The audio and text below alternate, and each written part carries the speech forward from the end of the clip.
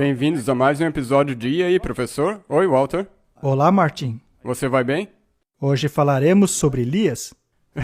3 deles. Isso mesmo, 3 Elias remanescente. Legal, vamos falar sobre isso, mas antes vamos orar. Pai Celeste, muito obrigado por nos reunir, muito obrigado pela oportunidade de conduzir essas conversas. Por favor, ilumine nossas mentes com o Teu Espírito Santo e nos guie através dessa conversa e também através dos estudos, em nome de Jesus, amém. Depois do nosso último programa sobre o que está acontecendo no mundo e todas as loucuras que estão ocorrendo nele, nós decidimos voltar a um pouco de sanidade no programa de hoje. Hoje estudaremos a respeito dos 3 Elias, já que eles são a resposta para o caos que está ocorrendo hoje. Nós não queremos perder a conexão espiritual deste programa. E sabe, isso que você acabou de dizer, como nós poderíamos conseguir passar por tudo isso nesse mundo, nesse tempo que estamos vivendo, se nós não tivéssemos a Bíblia? Sim. E o interessante é que ninguém quer a Bíblia. Não. Ninguém se importa com ela. No entanto, ela tem a resposta para todo o problema. Todas as pessoas com quem converso estão odiando a circunstância nas quais o mundo se encontra hoje. Ainda assim, ninguém quer a solução, ou seja, a Bíblia. Por isso que os 3 Elias são importantes. Então, vamos começar. O primeiro Elias, naturalmente, é o Elias tipológico. Os outros Elias devem estar relacionados de alguma maneira à mensagem deste Elias. Além disso, há certas nuances, certas coisas escondidas que precisamos dar uma olhada também. Lemos o seguinte em Malaquias, capítulo 4. Lembrai-vos da lei de Moisés, meu servo, que lhe mandei em Horebe, para todo Israel, a saber, estatutos e juízos. Agora vamos para o verso 5. E eis que eu vos enviarei o profeta Elias, antes que venha o grande e terrível dia do Senhor. E ele converterá o coração dos pais aos filhos, e o coração dos filhos aos seus pais, para que não venha e fira a terra com maldição. Este é um lembrete e uma promessa. Pois ela começa com lembrai-vos. E do que precisamos nos lembrar? Da lei de Moisés, que foi ordenada em Horebe, junto aos estatutos e juízos. Ou seja, a lei terá um papel importante. E então, Deus enviaria o profeta Elias antes que venha o grande e terrível dia do Senhor. E este, naturalmente, é o último Elias. É um profético. É o Elias profético. E qual seria a função dele? Converter o coração dos pais aos filhos e o coração dos filhos aos seus pais. Será então que os corações dos pais e dos filhos não estão em harmonia no momento? Com certeza. Não estão em harmonia. Em conflito. E eles precisam harmonizar-se. E a única maneira de se fazer isso é através da mensagem de Elias. Ou seja, uma volta à Bíblia. Precisamos voltar para a Bíblia e precisamos voltar para o lembrai-vos. Agora, tem um certo mandamento que também começa com lembra-te. Exato, o 4º. O 4º mandamento é o único que começa com lembra-te. Os outros te dizem alguma coisa, mas o 4º mandamento te lembra de algo. Portanto, existe muita teologia nesses 3 versos. E nós precisamos analisar com bastante calma esta mensagem, pois lembre-se, esta é a única solução para o problema. Ou você a pega, ou você a deixa. Exatamente. Não ajuda ficar reclamando de tudo e daí não querer aceitar a solução. Exato. E também tem um outro ponto muito interessante. Veja, nós somos rebeldes por natureza. Eu mesmo fui mais rebelde do que a maioria das pessoas. E provavelmente ainda sou um pouco. Isso até pode ser usado para o bem. Se essa rebeldia estiver em seu local correto, o Senhor pode utilizá-la também. Por exemplo, Tyndale foi chamado de rebelde de Deus. Isso porque ele defendia a causa de Deus. E ele não desistiu. Ele não desistiu. Mesmo quando amarraram na fogueira e o queimaram, ele permaneceu firme pelo que acreditava. E é isso que precisamos fazer. Agora, caso você seja uma criatura de Deus, e a Bíblia diz que você é, então deve haver algo específico em você, pois Deus colocou isso em toda a sua criação. Fomos projetados para propósitos específicos, ao mesmo tempo em que fomos projetados com liberdade de escolha. Fomos projetados para viver em harmonia com todas as pessoas, pois no céu não existe desarmonia. Mas como alcançar a harmonia? Ser de uma mente só. Sim, não é necessário termos a mesma personalidade. Isso seria chato. No entanto, precisamos da mesma mentalidade, o mesmo entendimento. E me parece que as pessoas se esqueceram justamente daquilo que deveriam lembrar-se. Mas é aí que tudo começou. Exato. Começou com algo de que se esqueceram e precisam ser relembrados. E é este o trabalho de Elias. E qual que é todo o propósito do plano da salvação? É trazer tudo de volta em harmonia da maneira que era antes da queda. E se Deus projetou você para um propósito específico e para uma vida da qual Ele deseja que sejamos felizes, por que somos tão rebeldes? Porque nós preferimos ouvir o inimigo de Deus ao invés de Deus. E não importa o quanto as pessoas neguem, o homem é rebelde. Se na Bíblia diz que no início Deus nos deu os vegetais como alimentos, e os frutos e grãos, para o homem não importa, o homem sempre vai querer algo diferente. Eu quero uma coisa 100% contrária. Eu não quero nada disso aí, das árvores frutíferas e sementes, eu quero somente a outra E coisa. quando Deus diz, lembra-te do dia de sábado para o santificar, 6 dias trabalharás, mas o 7º dia é o sábado do Senhor teu Deus. Não, eu não quero. Qualquer dia menos esse dia aí. Pois é, a gente aceita qualquer outro dia, mas não o sábado. Por que isso? É assim que os seres humanos se comportam. Isso é o resultado do pecado, da nossa rebelião. Mas muito bem, vamos seguir em frente, do contrário ficaremos aqui para sempre. Há mais um ponto neste verso. Caso os corações dos pais e filhos não entrem em harmonia, há uma maldição. Cada um escolhe. Não existe meio termo, não existe ficar sentado em cima da cerca. Não, ou é isso ou é aquilo. Isso me lembra da mensagem de Laodiceia, ou você é quente ou é frio. Pois o morno também é rejeitado. É a mesma coisa, ou você está com Cristo ou você está contra Ele. Você não tem como ficar no meio. E Deus respeita as escolhas. Se você não quiser estar lá, você não estará. E só mais uma coisa. Se você estiver no lado de Cristo, então você faz o que Ele manda. Não tem isso de eu faço algumas coisas e... não, isso aqui Ele não quis dizer assim. Mas a questão é que você precisa chegar ao ponto em que a mentalidade de Cristo torne-se a sua mentalidade. Do contrário, você será triste. Porque senão, mesmo que você faça o que Ele diga, você vai ser infeliz se você não tiver a mesma mentalidade. Sabe, teve muitas coisas com as quais eu lutei durante a minha transição de ateu para crente, nas quais eu dizia, eu não quero isso, mas eu vou fazer. É mesmo? Seja lá qual for o assunto, Martin. Por exemplo, o casamento, a comida, seja lá qual for o assunto. Eu dizia, não gosto assim, eu quero do outro jeito. Mas aí a gente precisa pensar, porque, afinal de contas, eu tenho que ter fé para acreditar que os caminhos de Deus sempre são os melhores. Exato. Mas aí eu pergunto, por que é melhor? Eu preciso refletir a respeito. E quando eu finalmente entendo por quê, eu finalmente digo, faz sentido, realmente esse é o melhor caminho. Quando isto acontece, a vida cristã torna-se um deleite. Se não for assim, não funciona. É sempre assim, você tem que aceitar que a maneira dele é a melhor. E sabe de uma coisa? Sempre que você tiver essas nuvens escuras sobre você o tempo inteiro, sempre que você decidir que o jeito de Deus é o melhor jeito, essas nuvens desaparecem.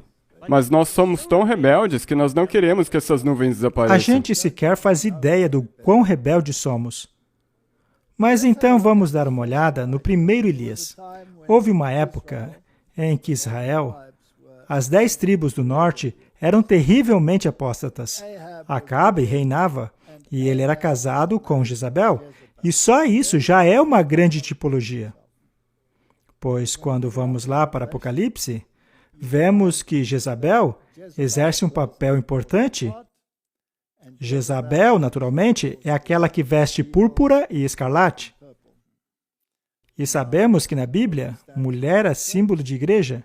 Existe então a tipologia de uma igreja que veste-se de vermelho e roxo e que faz negócios. Ela é então uma mercadora, certo? Ela não é apenas uma igreja, ela é uma mercadora. Se você for para Apocalipse 18, vemos que a Babilônia é a líder dos mercadores do mundo, pois quando a Babilônia cai, os mercadores do mundo choram. Portanto, trata-se de um relacionamento ilícito entre os reis do mundo e a igreja. E ela conduz o povo à adoração do sol. A Jezabel literal fazia isso, e a Jezabel antitípica também fará o mesmo. Exatamente. E a Jezabel antitípica, assim como a Jezabel típica, está em conflito com Elias. Ela o persegue. E Elias foge dessa Jezabel para salvar a sua vida. Porém, a mensagem de Elias aniquilou os sacerdotes de Baal. É interessante, não é? Muito interessante. Pois é, nós temos que dar uma olhada nisso. Elias, o tisbita, era dos moradores de Gileade, e ele disse a Acabe: Vive o Senhor, Deus de Israel, perante cuja face estou, que nestes anos nem orvalho nem chuva haverá, senão segundo a minha palavra. Nem chuva nem orvalho. O que seria isso no sentido espiritual? Significa nada espiritual sem a Bíblia e o espírito de profecia. Sim, não haveria chuva temporã, chuva serôdia. O Espírito Santo teria sido jogado de escanteio. Mas isso aconteceria até que houvesse uma certa mudança. E a mudança que deveria ocorrer é que a mentalidade de Baal deveria ser finalmente removida. Não simplesmente jogada para debaixo do tapete, mas destruída. Ela deve sumir do mapa, deve morrer. Aliás, deve ser morta, não é? Exato. Do contrário, essa mentalidade vai surgir de novo. Não haveria orvalho, não haveria chuva, enquanto a mentalidade de Baal prevalecesse. Muito bem. E a palavra do Senhor veio a ele dizendo: Retira-te daqui e vai para o Oriente, e esconde-te junto ao ribeiro de Querite, que está diante do Jordão. E há de ser que beberás do ribeiro, e eu tenho ordenado os corvos que ali te sustentem. Basicamente, ele foi enviado ao deserto. Elias foi enviado ao deserto, e a lição que tiramos disso é que Deus cuidará de nós. O pão e a água serão certos. E Deus cuidou dele. Verso 7. E sucedeu que, passado dias, o ribeiro se secou, porque não tinha havido chuva na terra. Até mesmo o ribeiro havia secado, mas Deus permitiu isso. Deus permitiu que ele passasse por aquilo. Mas se você se colocar na pele de Elias, naquele momento, quando o riacho secou, eu não acho que ele ficou muito otimista. Pois é, aquilo deve ter preocupado ele. Por isso é que é uma questão de fé. Exato. Mas Deus cuidou dele. E aí ele foi enviado para a viúva de Serepta.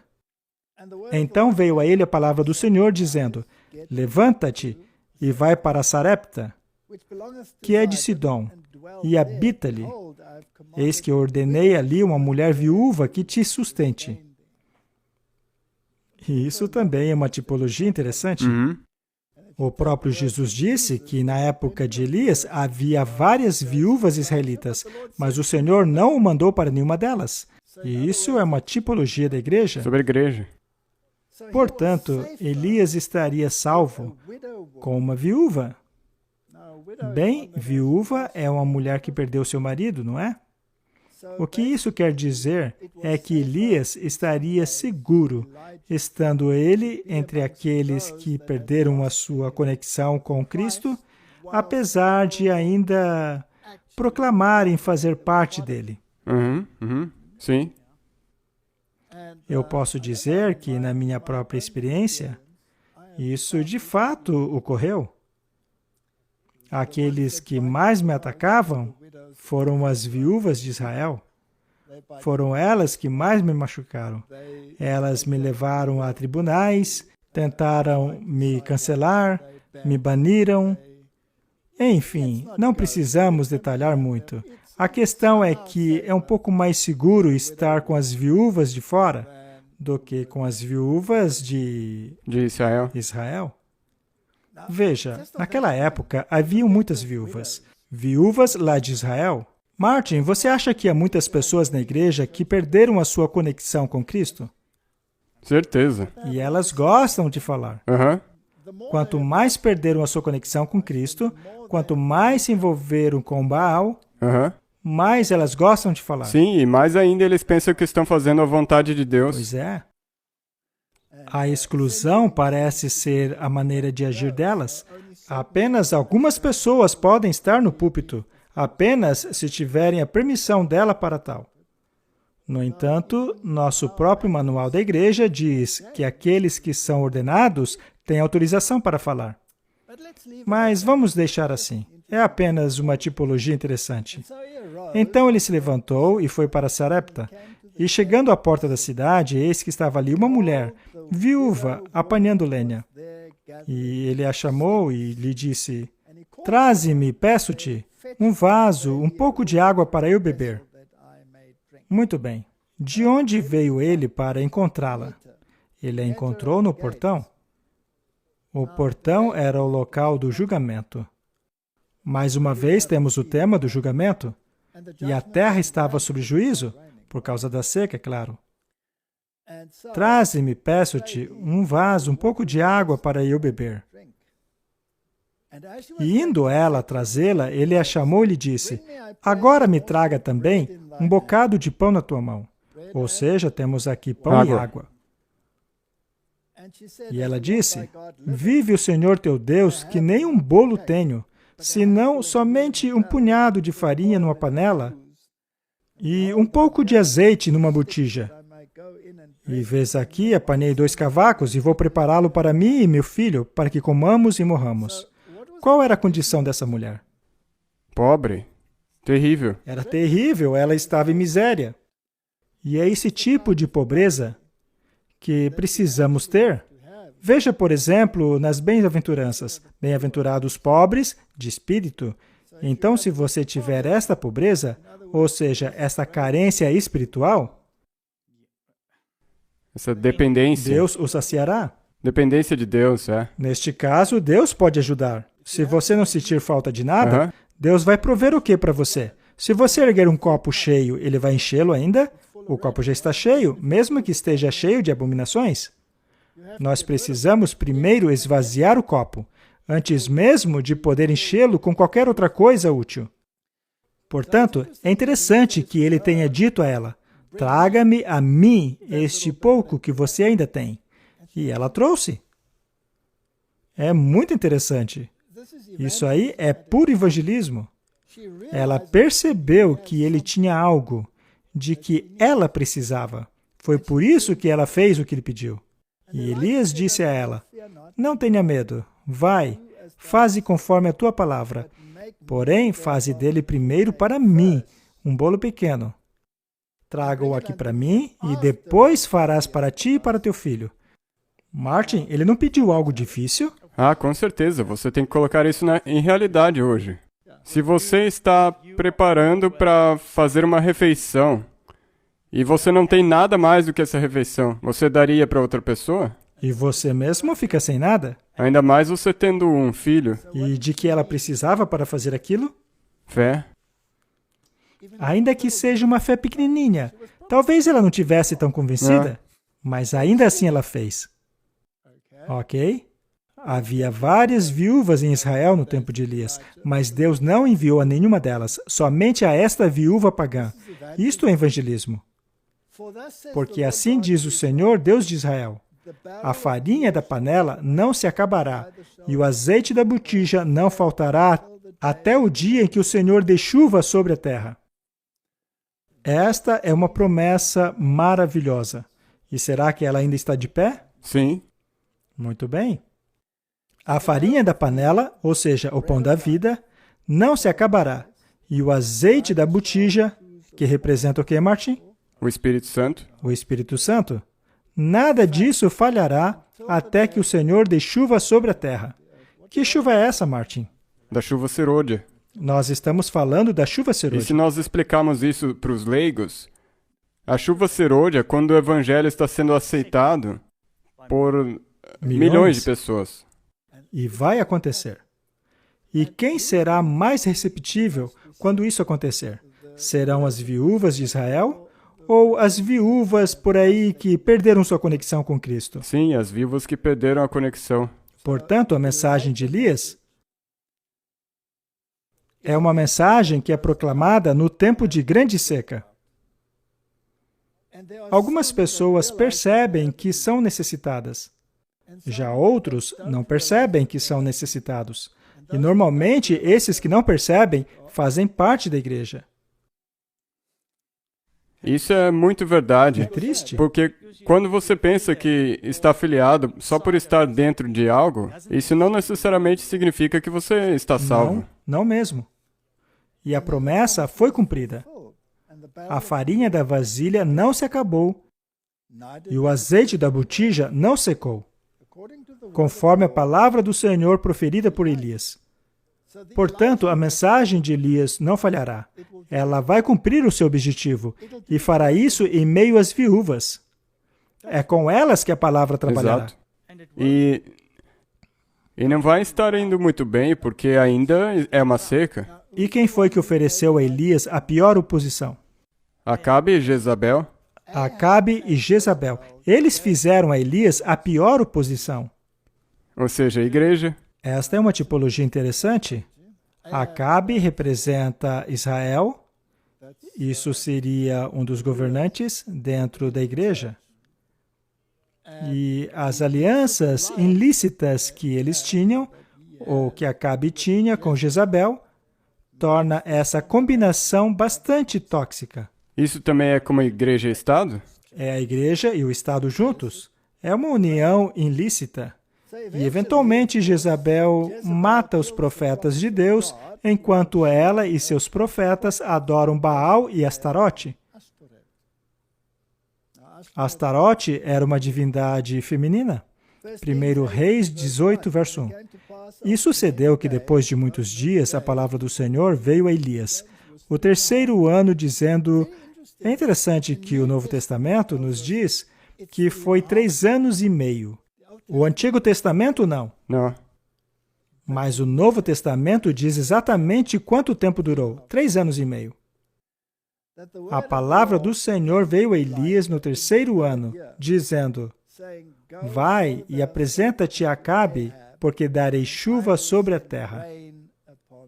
E foi Elias apresentar-se a Acabe. E a fome era extrema em Samaria. Note mais uma vez um detalhe da fome.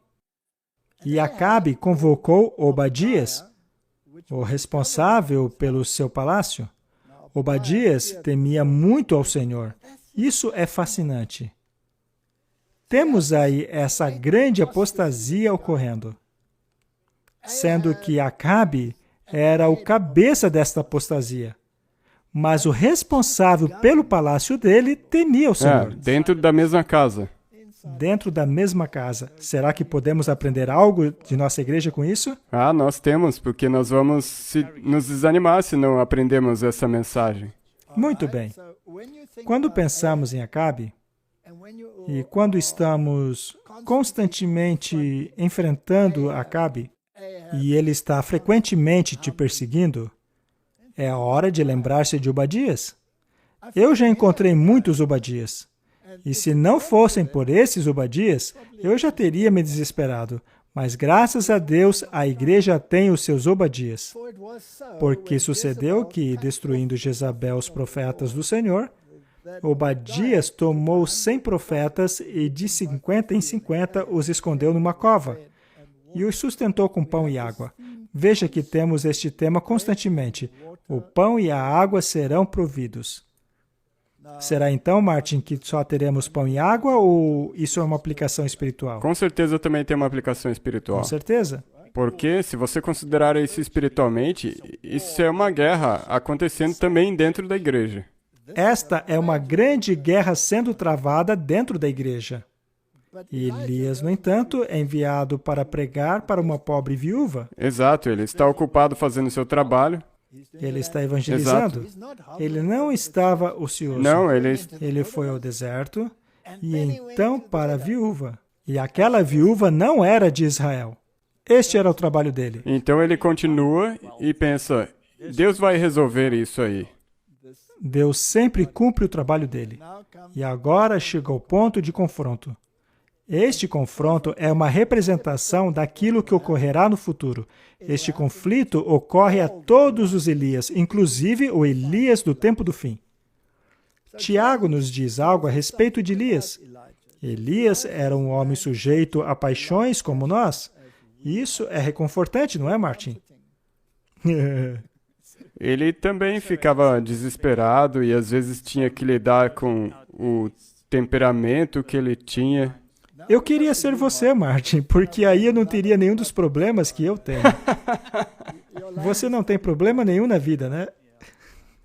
Se nós olharmos rápido... você fez um comentário antes que eu não fico toda hora arrancando os meus cabelos. Não. Essa é realmente uma vantagem que você tem. E ele orou fervorosamente para que não chovesse. E não choveu sobre a terra por um período de 3 anos e 6 meses. Aí está, no livro de Tiago. A fome durou 3 anos e meio. Vamos continuar a história. Então Acabe estava perseguindo Elias, só que ele não podia pegá-lo. Ninguém podia pegar Elias, pois Deus estava cuidando dele. Exato. Será que podemos esperar, Martin, que os Acabes antitípicos de hoje também persigam os Elias? Constantemente, tentando se livrar deles. Constantemente. Escrevendo artigos aqui, artigos ali, na tentativa de afastar os Elias dos púlpitos, todos os tipos de coisas. Mas, de alguma maneira, Deus os protege.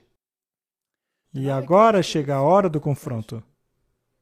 E aconteceu que, vendo Acabe a Elias, disse-lhe, És tu o perturbador de Israel? Qual foi a mentalidade deste líder de Israel? Quem era o problema para ele? As pessoas que estão tentando fazer evangelismo, contar a verdade às pessoas. Esses teóricos da conspiração, de acordo com eles. Para eles, essas pessoas são o problema, mas não Jezabel, porque estão na cama com ela. Ela não é o problema para eles. Não, tudo que ela fazer não tem problemas. Ela pode até mesmo matar os profetas de Deus. Ou seja, em outras palavras, ela está eliminando a mensagem que precisa ser propagada e a mensagem acabou sendo confinada em uma caverna. Isso é terrível. Os profetas, por outro lado, estão sendo alimentados na caverna. Eles provavelmente liam os livros do Espírito de Profecia. Exato. Será possível, Martin? Com certeza. Quando chegar a hora, aqueles 50 profetas de uma caverna, junto com os 50 profetas da outra caverna, vão sair dela e pregar a mensagem de Elias. Muito bem, então Acabe estava perseguindo Elias. E ele achava que se ele pudesse livrar-se desse profeta importuno, os seus problemas estariam acabados. Foi por isso que ele disse a Elias, És tu o perturbador de Israel? Ele toma uma resposta bem direta. Elias respondeu, Eu não tenho perturbado Israel, mas tu e a casa do teu pai, porque deixastes os mandamentos do Senhor e seguiste a Balaim. Ora, Martin, será que essa mensagem se aplica a nós hoje? Com certeza. Sabe, é como eu mencionei antes. As pessoas estão achando que estão fazendo um serviço a Deus. Mas, na verdade, são eles que são os perturbadores de Israel. Quando nós lemos aquele texto lá em Malaquias, nós vimos a referência feita à lei de Deus e logo em seguida a menção de que Elias viria. Bem, este é o primeiro Elias. Existe uma referência sobre os mandamentos de Deus? É aí que mora o problema. É aí que está o problema. E eles não estão apenas ignorando os mandamentos do Senhor, mas também estão seguindo as ordens de Jezabel. Exato. Já que Acabe não está impedindo Jezabel de fazer o que ela quer. Ele não diz a Jezabel, o que é isso? O que você está fazendo? E nós temos exatamente o mesmo problema hoje. Acabe havia abandonado os mandamentos do Senhor, mas isso não era tudo. Ele também seguia Baal. Ao analisarmos a situação das coisas hoje, como o estilo de adoração, a música, a dança que está chegando, e também o estilo de pregação, a pregação emocional, a teologia emergente, tudo isso não é adoração de Baal? Com certeza.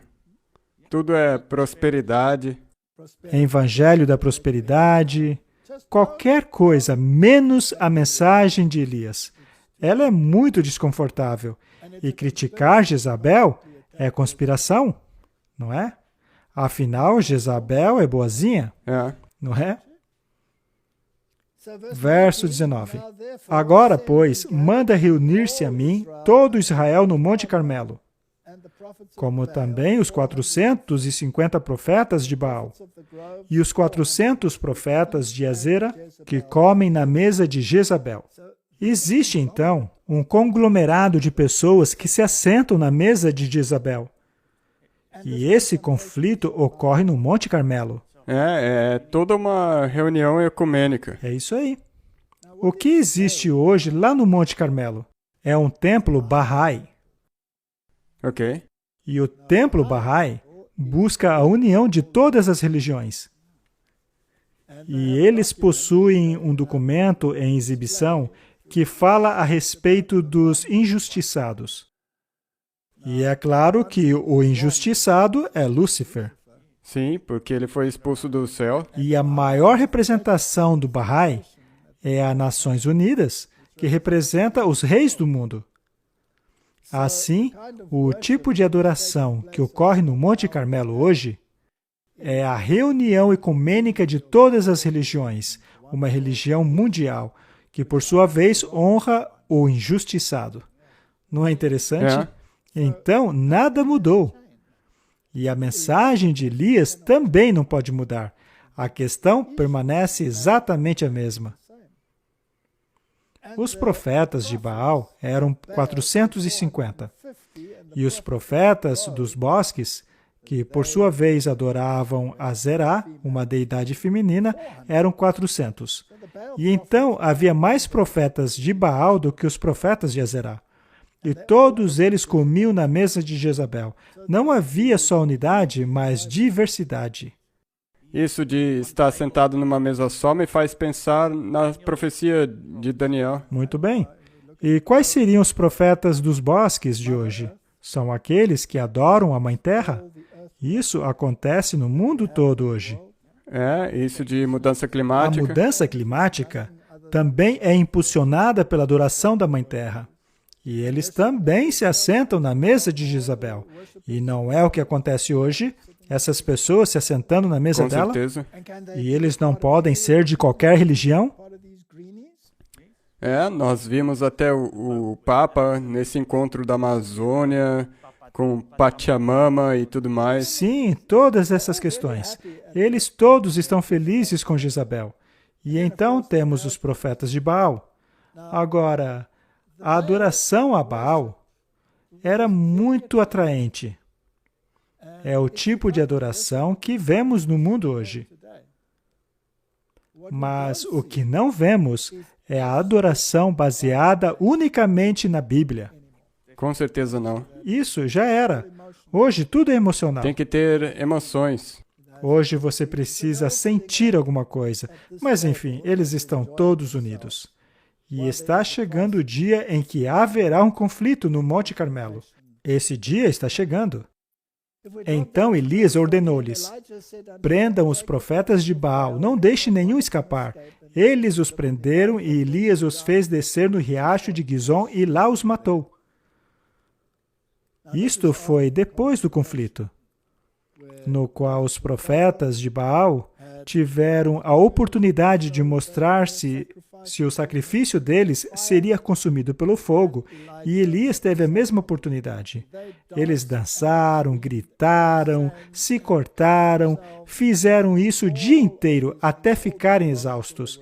Não aguentavam mais. E enquanto isso, Elias foi até mesmo sarcástico. Sim, ele foi. Sim, ele foi sarcástico. Ele perguntou se ele estava surdo. Sim, é mesmo? Será que está dormindo? No sentido do texto original. É verdade. Elias pergunta se Baal não estava ocupado no banheiro ou foi viajar. Mas a simples oração deveria ser precedida por um ato simples, que era reconstruir o altar original com as 12 pedras. 12 pedras. 12 pétrions, 12 apóstolos. Os corações dos pais, os corações dos filhos, precisam ser reconciliados. Somente uma religião. Exato, uma mentalidade. É simples assim. E o interessante é que quando ele perguntou, até quando ficareis entre duas opiniões? O povo não respondeu nada. Ninguém falou nada. Não é assim hoje? Com certeza a mesma coisa. É inacreditável. Mas finalmente a mensagem de Elias acabou com todos os profetas de Baal. Isso deixará Jezabel furiosa. E Elias disse a Acabe: vá comer e beber, pois já ouço o barulho de uma chuva abundante. Veja só que interessante. Quando é que essa chuva chegaria? Depois da matança desses profetas. Portanto, a mensagem de Baal precisa ser denunciada. A maldade do homem do pecado precisa ser denunciada. Este não é o nosso dever? Expor a maldade do homem do pecado, e uma vez que ela tiver sido exposta, para que as pessoas possam tomar decisões sábias, finalmente chegará a chuva.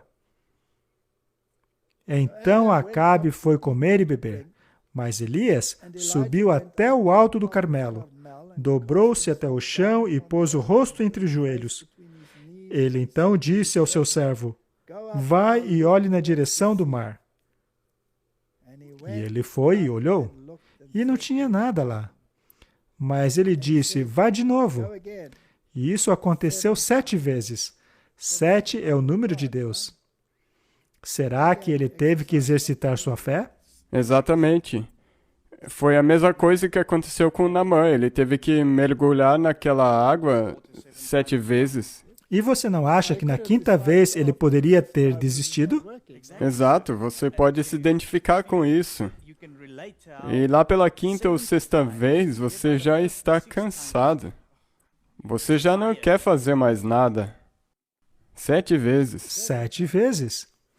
E aconteceu que na 7ª vez, o servo disse: uma nuvem tão pequena quanto a mão de um homem está se levantando no mar. Então Elias disse: vá dizer a Acabe: prepare o seu carro e desça antes que a chuva o impeça. É impressionante o fato de ele correr à frente da carruagem. Deus deu a ele o poder divino. E ele correu à frente, mas isso salvou Acabe? Mas será que o fez pensar? Sim. Sim. É. Mas ele estava tão envolvido com Jezabel que não conseguiu deixá-la. Seria possível que muitos de nossa liderança estejam tão envolvidos com Jezabel a ponto de perderem a chuva serôdia? Infelizmente, sim. Veja, eu não quero ser pessimista aqui, Não. apenas realista. A situação, infelizmente, é assim mesmo.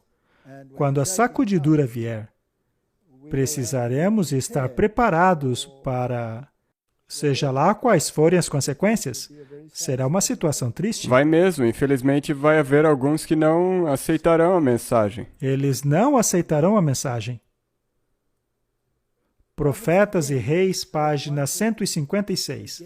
Vez após vez, Elias enviou seu servo a observar de um ponto que dominava o Mediterrâneo, a fim de verificar se havia qualquer sinal visível de que Deus tivesse ouvido a sua oração. A cada vez o servo retornava com a resposta: não há nada. O profeta não se impacientou ou perdeu a fé, mas continuou a sua fervente petição. 6 vezes o servo retornou com a declaração de que não havia nenhum sinal de chuva nos céus de bronze. Mas, confiante, Elias enviou mais uma vez. E agora o servo retornou com a declaração: eis aqui uma pequena nuvem, como a mão de um homem, subindo do mar. Isso bastou. Elias não esperou que o céu se escurecesse.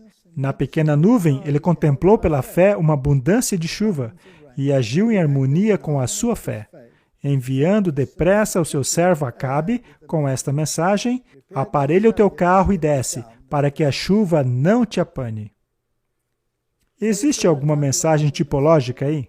Com certeza. Não desista. Não desanime. 7 vezes, não 6. 6 é um número de Baal? Então, se você parar ali, Você vai ficar com Baal. vai continuar ali. Vamos ler primeiro os escritos para ver se encontramos os paralelos.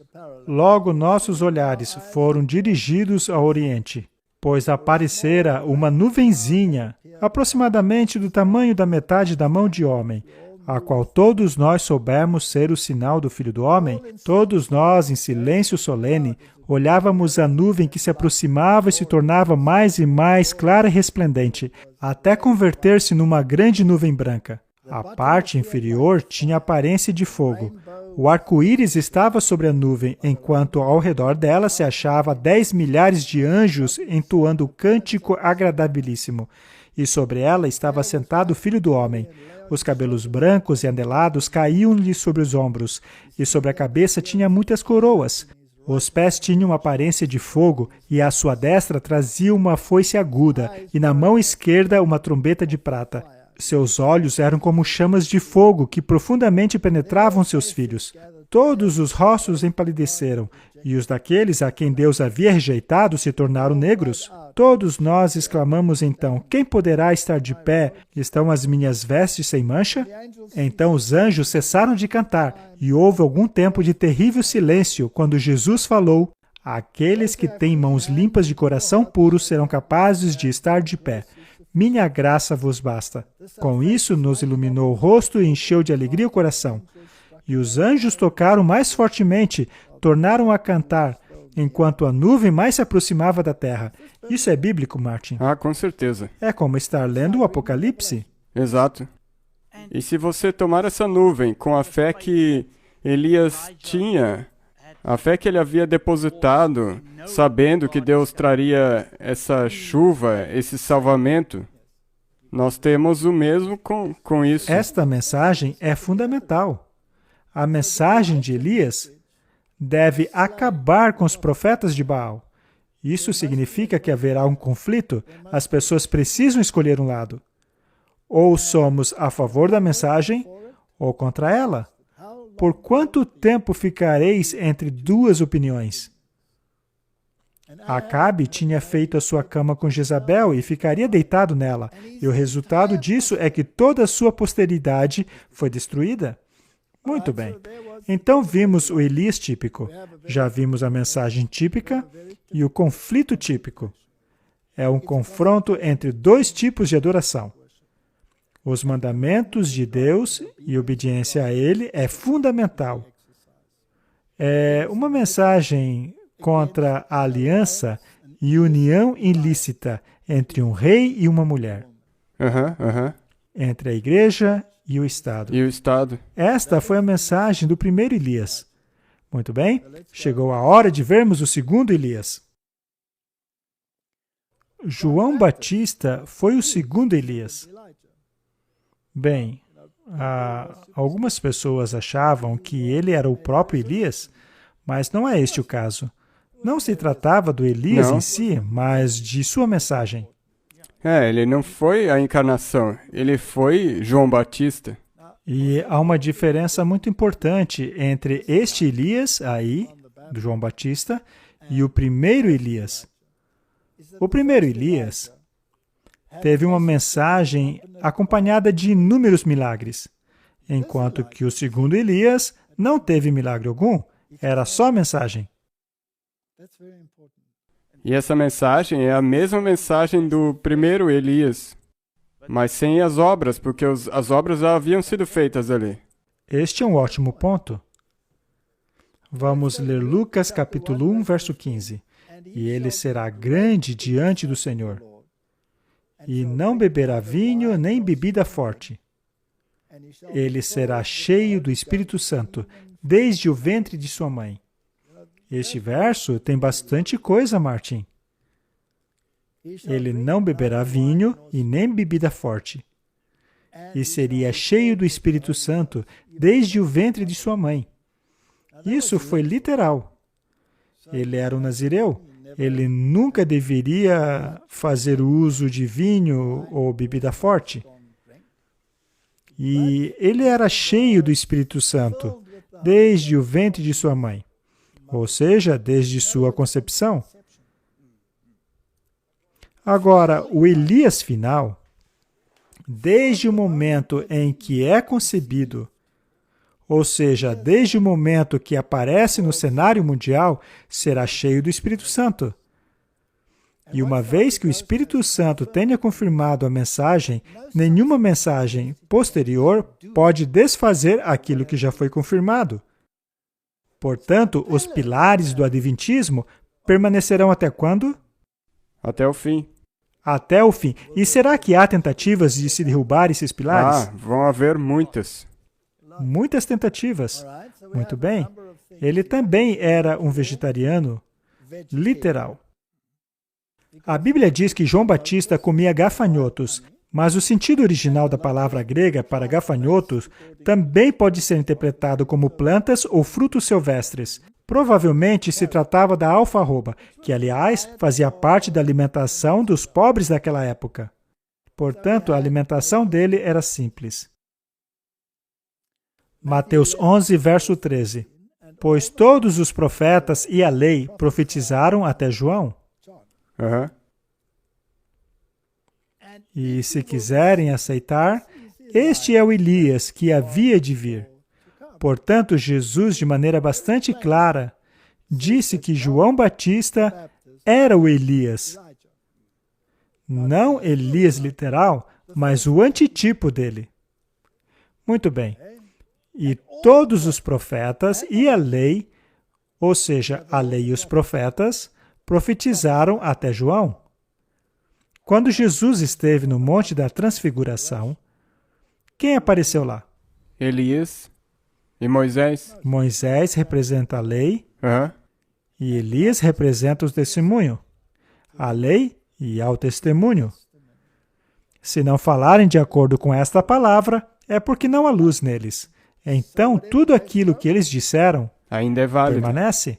E caso os filhos tenham se desviado desta palavra, então os filhos devem voltar os seus corações aos pais e os pais aos filhos, para que ambos estejam em harmonia com a lei e os profetas. Exato.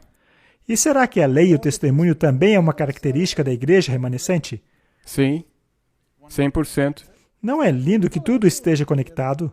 Quem poderia ter pensado nisso tudo? Exatamente. Somente Deus. Somente Deus poderia ter feito assim. Isso também te mostra o quão importante é não desconsiderar o Velho Testamento. Pois é.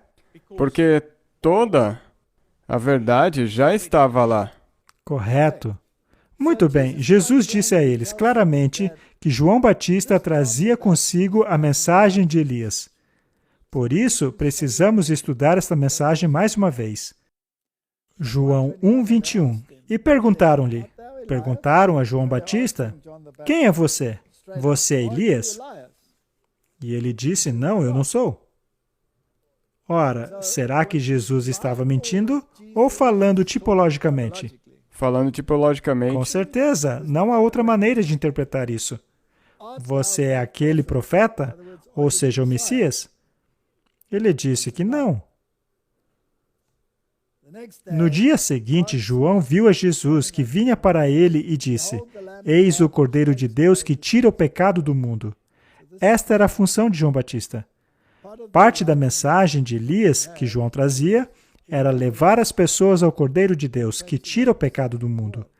E o que é pecado, Martin? Transgressão da lei. Não voltamos, então, ao mesmo ponto? 100%, nós ouvimos isso no anterior. Os mandamentos, essa era a razão por que tudo estava acontecendo. Eles não obedeceram os mandamentos. Aqui nós temos a lei e os profetas, e depois aquele que é a cura para o problema do pecado, que por sua vez é a transgressão da lei. Não é incrível que as igrejas de hoje, aquelas que seguem Baal, não acreditam que os mandamentos possuem autoridade? É, porque eles têm que se livrar deles. Daí tudo que eles fazem pode ser justificado.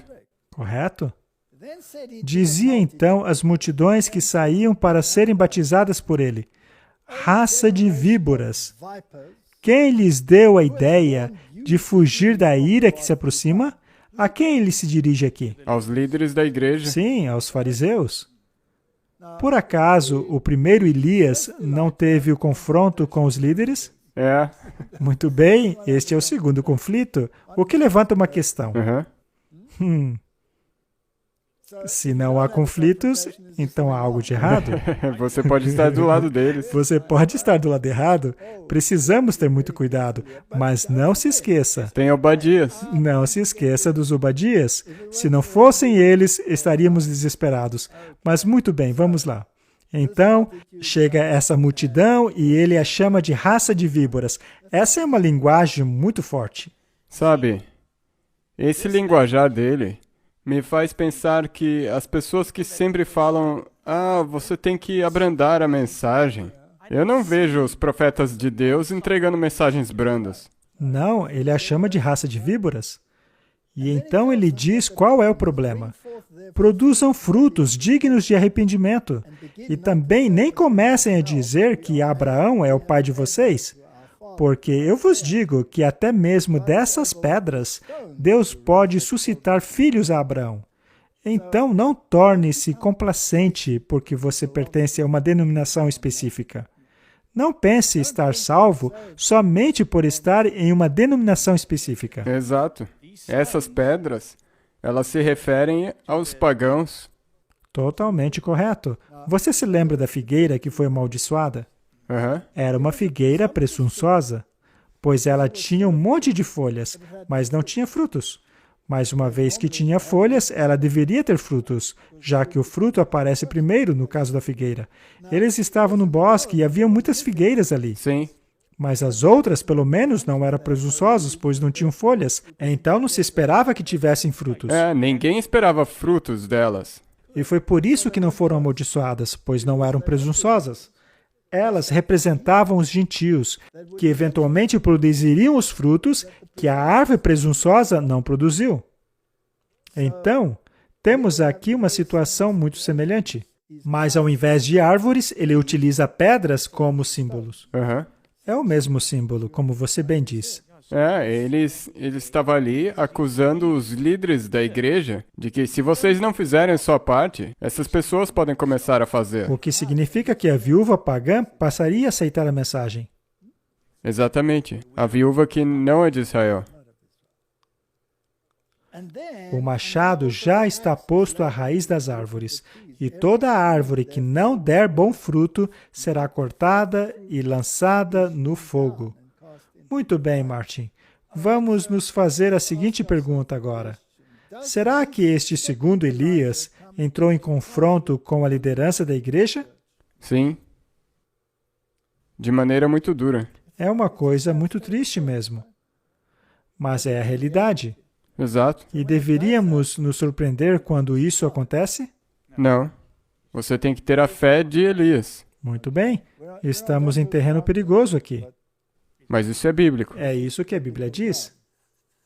O Senhor tem chamado a atenção do seu povo para a reforma da saúde por anos. Este é um dos grandes ramos da obra de preparação para a vinda do Filho do Homem. João Batista seguiu adiante no espírito e poder de Elias para preparar o caminho do Senhor e conduzir as pessoas à sabedoria dos justos. Ele foi um representante daqueles que estarão vivos nos últimos dias, a quem Deus confiou as verdades sagradas a serem apresentadas diante do povo para preparar o caminho para a segunda vinda de Cristo. João foi um reformador. O anjo Gabriel, diretamente nos céus, deu um discurso sobre a reforma da saúde ao pai e mãe de João. Ele disse que seu filho não deveria beber vinho ou bebida forte e que seria cheio do Espírito Santo desde o seu nascimento. É interessante. Por anos, o Senhor tem chamado a atenção de seu povo à reforma de saúde. Este é um dos grandes ramos da obra de preparação para a vinda do Filho do Homem. João Batista foi adiante no espírito e poder de Elias para preparar o caminho do Senhor e voltar ao povo para a sabedoria dos justos. Ele foi um representante daqueles que estarão vivos nesses últimos dias, a quem Deus confiou verdades sagradas a serem apresentadas ao povo, a fim de preparar o caminho para a segunda vinda de Cristo. Voltemos para o primeiro Elias. Os corvos lhes trouxeram carne, só que mais adiante, ele só teve pão para comer. Exato. Então ele progrediu. Houve uma progressão, mas esse Elias era vegetariano desde o nascimento. Já o Elias antitípico deverá ser a mesma coisa. E não seria esse assunto uma guerra dentro da igreja? Gigante. E será que a reforma da saúde diz respeito apenas ao comer e a beber, ou também diz respeito a doenças e tratamentos também? Contém tudo. Tudo que tem que ver com saúde e estilo de vida. Jezabel tinha uma mensagem de saúde? Ela não tem uma agulha que gostaria de inserir? E ela tem um estoque inteiro de drogas que vem com isso. E nós não temos uma mensagem contrária a essa? Os simples remédios da natureza. Ar puro, boa alimentação, uso inteligente da água, exercícios.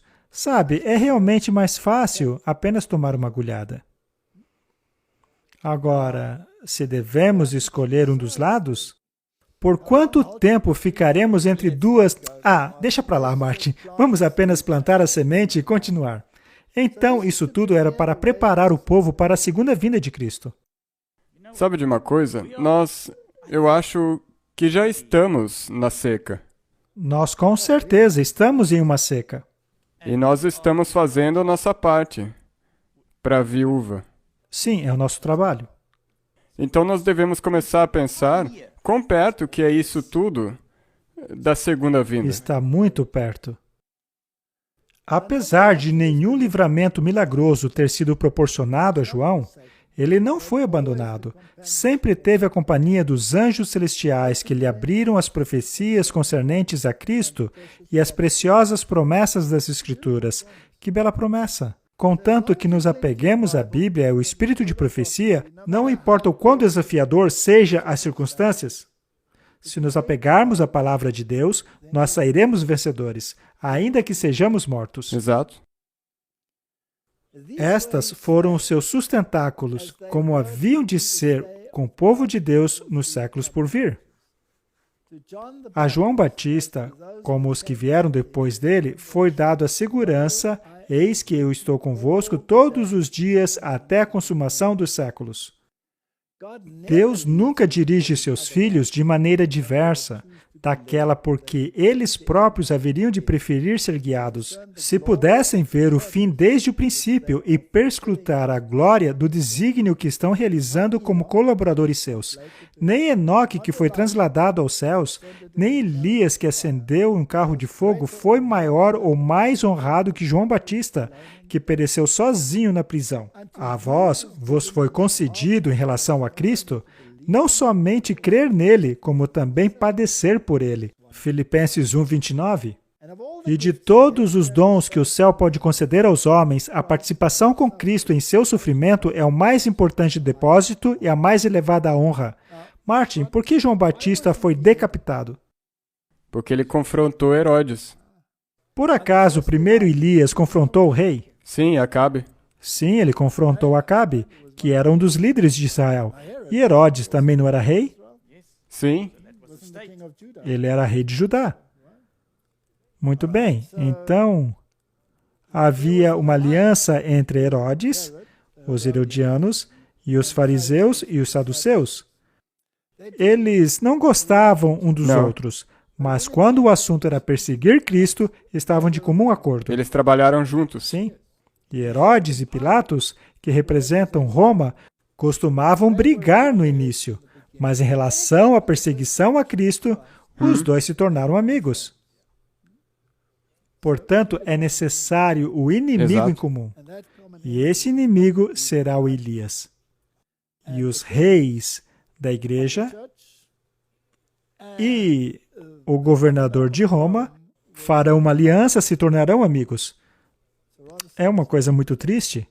Ele disse que não é legal que o rei fosse casado com a esposa de seu próprio irmão. Deus, portanto, nunca a reconheceu como esposa de Herodes. Não é? Não vemos aí mais uma vez um relacionamento ilícito entre um rei e uma mulher? Exatamente. E não foi o mesmo com o primeiro Elias? 100% igual. Muito bem. O primeiro Elias disse que não era ele o perturbador de Israel, mas era o rei e sua casa, porque eles tinham abandonado os mandamentos de Deus. Genericamente falando, os mandamentos de Deus seriam todos eles.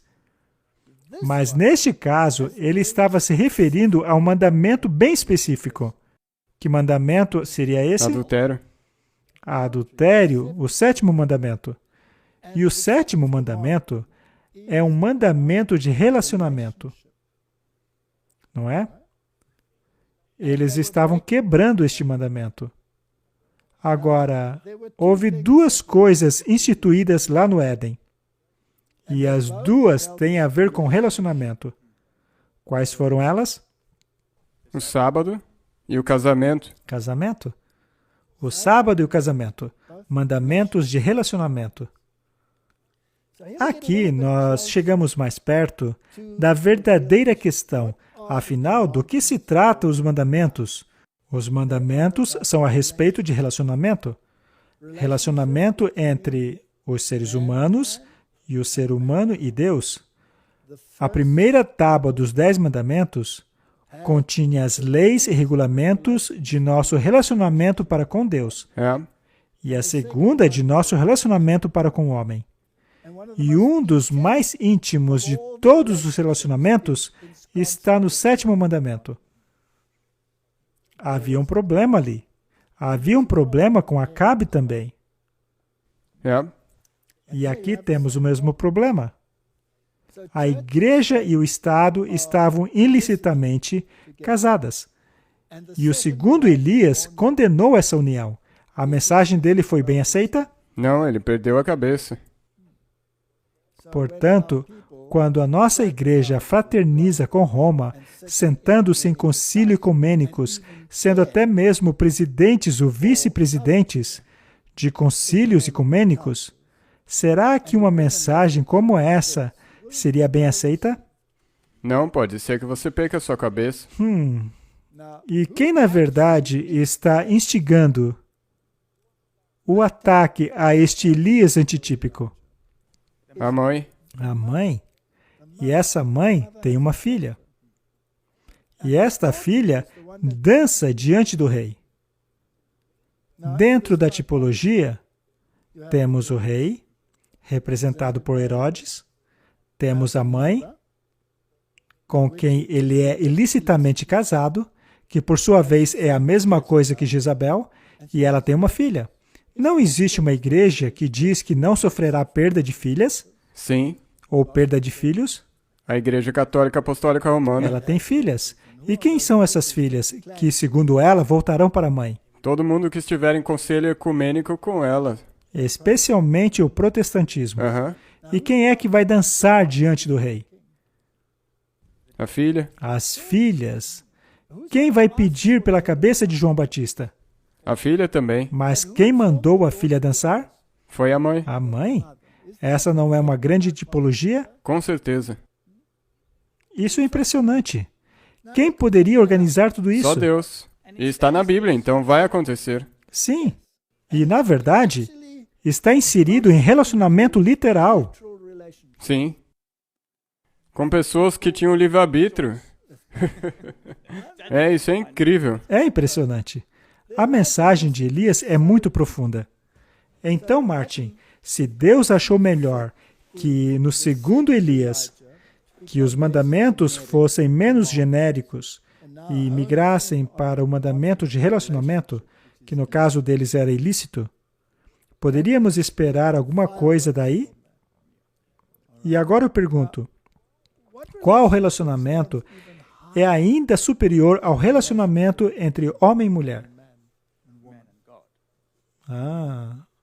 Você acha então que o mandamento de relacionamento poderia tornar-se um fator? E autoridade. Muito bem.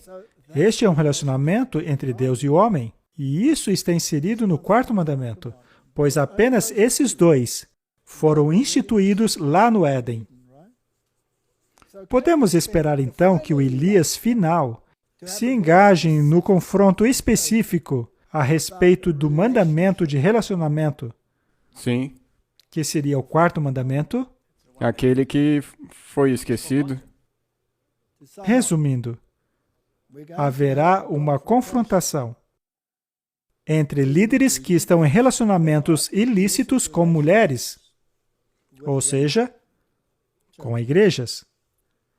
O primeiro Elias nos diz quem é essa mulher, Jezabel. E a Bíblia e Apocalipse nos diz que nas 7 igrejas, que na igreja do meio, ou seja, na Idade Média, existe uma Jezabel. E lá é dito que ela lidera o povo de Deus para a adoração do sol. E que há um relacionamento ilícito, como vimos na segunda mensagem.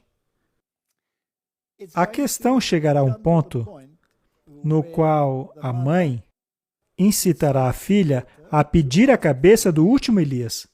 E alguns poderão perdê-la.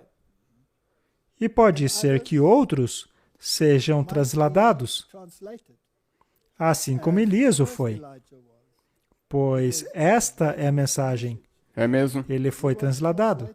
E da mesma maneira, o último Elias também será transladado. O Elias do meio, João Batista, perdeu sua cabeça. Uhum. Qualquer um que pregue os mandamentos ou que pregue a mensagem de Elias também corre o risco de perder a cabeça. Roma foi um poder muito perseguidor, sendo responsável pela perca de muitas cabeças. O último Elias tem esta esperança da qual se apega. Sim, sim. A esperança de que pode ser transladado. Mas a confrontação será feroz, porque ela gerará em torno dos mandamentos de Deus a adoração a Baal e um específico mandamento de relacionamento. Então, antes de entrarmos em detalhes, vamos terminar por aqui e discutir os próximos eventos em um novo episódio. E só mais uma coisa. Tanto na mensagem típica e na mensagem de João Batista e Elias, ambos eles tiveram muita fé. Porque João nunca viu a Jesus enquanto ele estava preso. Não, ele não viu. E é interessante, como você disse, que o primeiro Elias passou por um momento de angústia. O segundo Elias também passou por um momento de angústia. Exatamente. Será que o último Elias também deveria esperar? E João tinha acabado de pregar, eis o Cordeiro de Deus que tira o pecado do mundo. Então, vai ser difícil. Vai ser muito, muito difícil. E haverá, sim, momentos de angústia. Mas aquilo que vai fazer você aguentar é a sua fé. 7 vezes. Amém. Vamos orar. Querido Pai, obrigado pela mensagem de Elias. Aprendemos tanto com ela. Ajuda-nos a retirarmos forças em meio à fraqueza. Em meio à covardia, retirarmos coragem. E também a retirarmos fé e confiança em meio às traições. Obrigado por essas mensagens e pelas promessas atreladas a elas. Obrigado, Senhor. E o resultado de tudo isso será que aqueles que se apegarem à mensagem e às promessas serão chamados de filhos e filhas de Deus. Obrigado em nome de Jesus. Amém. Amém.